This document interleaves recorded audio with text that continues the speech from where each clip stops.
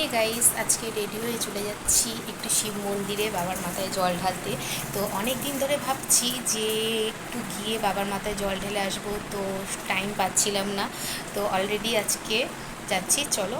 তো দেখো, বেরোবার আগে বাইরে কি প্রচণ্ড বৃষ্টি নেমেছে। তো রেডি হয়ে ঘরে বসে আছি। তো বৃষ্টি কমলেই চলে গেলাম বাবার মাথায় জল ঢালতে।